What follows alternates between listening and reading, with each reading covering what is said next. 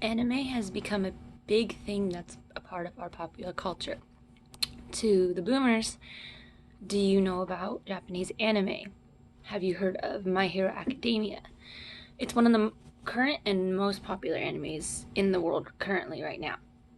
Before I get to explain about this anime and its success, I want to give you background to how Japanese anime started and became so well known in the world.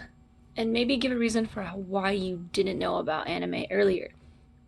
Japanese animation began around 1917. Though there was still a lot of trial and error, the Japanese animators were facing a hard battle from the beginning due to a somewhat rising of popularity of Disney Studios. As anime was creating a space for itself, Japan was hit with the Great Kanto earthquake in 1923, and the animation studios had to start from scratch. And it didn't help that Japan would soon be involved in World War II. The anime industries were still struggling to create new anime, but since the nation started becoming militaristic, they were able to use anime as a form of propaganda for the war. The movie Momotaru Umi no Shinpei, Momotaru's Divine Sea Warrior, was produced by the Japanese Navy and had been released just before the end of the war. After the war is when anime was being used for entertainment and not for propaganda.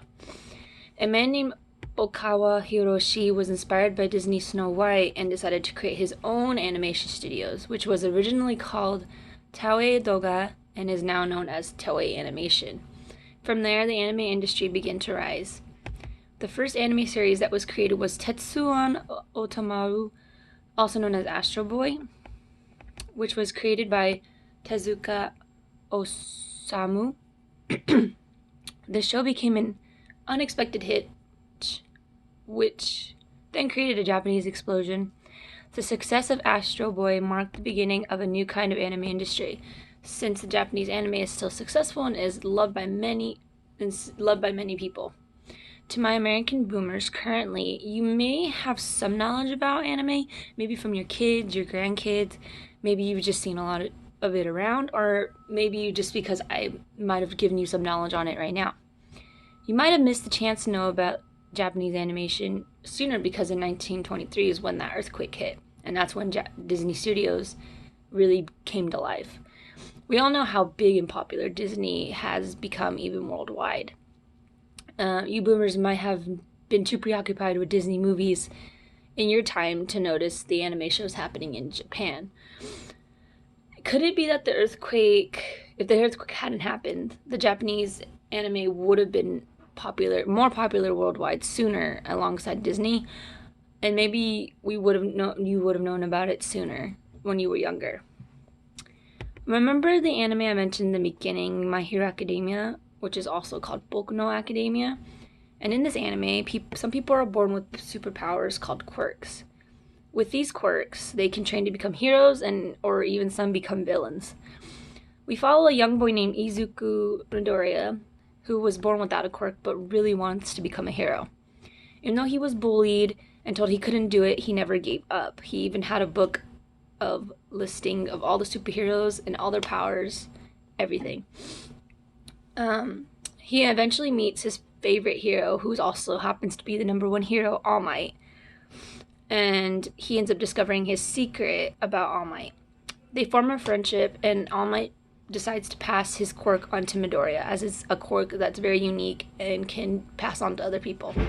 With this new power, Midoriya enters UA High, which is a school for young people to learn and train how to become heroes, as well as doing regular school studies.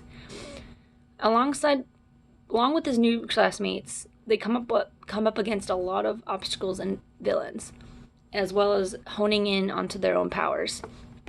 This won't stop them from becoming heroes and saving the world.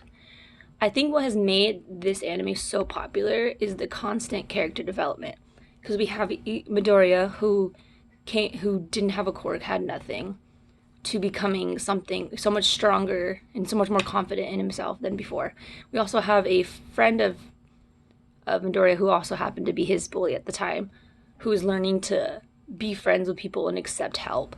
We also have another character who has a lot of family trouble, who actually has two quirks. One side of his body just can use ice and the other side can use fire. And he refused to use the fire because it was related to his dad, and he doesn't like his dad at the time. But he's now learning that he can use both because it's his powers, not his dad and not his mom's. And I think also is the endless suspense of the anime of what will happen next, because you don't know who's gonna come into the show, you don't know what's gonna happen, as well as the very detailed visuals of the anime. What might have also made this anime popular is the already popular setting for animes that center around male characters who are very powerful and sometimes start as the underdog. So similar animes that you might have heard of or will know of, similar to My Hero Academia, is Naruto, Dragon Ball Z, One Piece, and One Punch Man, and many more. Those all have to do with a male character who either started from nothing or just has a very, very powerful ability and becomes very popular in the anime. This isn't to say that the only animes that involve powers and male leads are the only animes to be popular.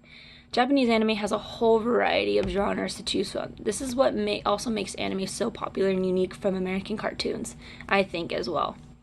If you name it, anime most likely has the genre for you to watch. To find an anime you would enjoy, you really have to branch out and try different ones to see which one fits you the most, because there really could be something that you would enjoy. A couple more reasons I think for Japanese anime success are the very well-made storylines and the graphic visuals. The storylines can sometimes seem similar, but are also very unique in their own way. There are so many meanings and things to take away from the animes, and some anime really make you think about life and how to appreciate it more, or even how to become a better person. The graphic visuals are no small matter when it comes to anime. The colors and details are what can really draw people in. The graphics have constantly been improving and changing since the start of anime. Some people who aren't even regular anime watchers will come to watch and appreciate the incredibly done anime just because of the appealing visuals. Take Astro Boy, the first ever created anime series that started it all. This anime is similar to My Hero, as it follows a young boy, even though he is an android, who has powers and helps fight villains. The difference is the anime was created in black and white because color hadn't been put into TV yet. The art style of the anime is also very different compared to My Hero Academia and the other current popular animes. I wouldn't say that the graphics were all that amazing yet either at the time. Not to say that Astro Boy is bad in any way, but you can see the improvement from then to now when comparing it to all the new and popular animes coming out now. The storylines have also become a bit more thought out and have gotten more exciting in a way that will keep you on the edge of your seat. The designs of characters have definitely changed and improved, though there are still animes that follow the older art style.